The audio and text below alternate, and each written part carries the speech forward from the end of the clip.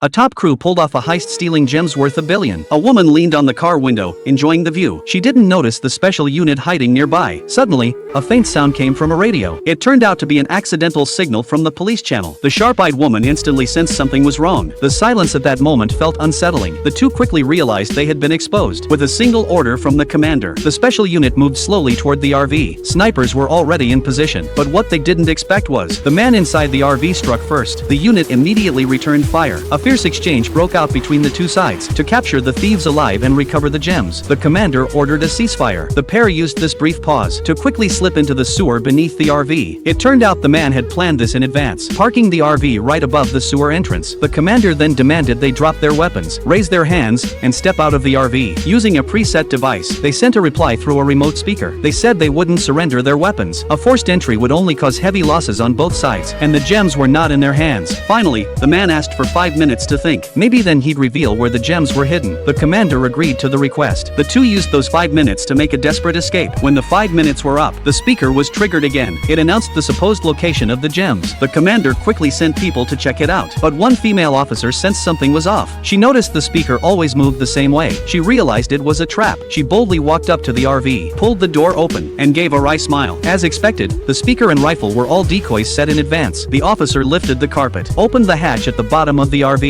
and found their escape tunnel. But within minutes, they couldn't have gone far. A large team rushed into the sewer. The pair had no choice but to leave the sewer early. The unit was right on their tail. At this critical moment, the man suddenly had a clever idea. He told the woman to grab a carpet glue gun, then took a knife and headed for a truck. Soon, the police arrived at the spot, but the two had already climbed onto the truck roof. They cut open the truck's canvas cover, slipped into the layers inside, and sealed it back with the glue gun. This way, they could hide their tracks. When it was time to inspect the truck, the officers opened the rear door. At the very moment the door opened, the two on the roof held themselves up in the air. The officers found nothing. Hearing the door shut, they finally breathed a sigh of relief. But to their surprise, a cautious officer climbed up the ladder. Just as the officer was about to reach the top, the two sank back down. The officer checked and found nothing unusual, and that's how the pair managed to escape the search.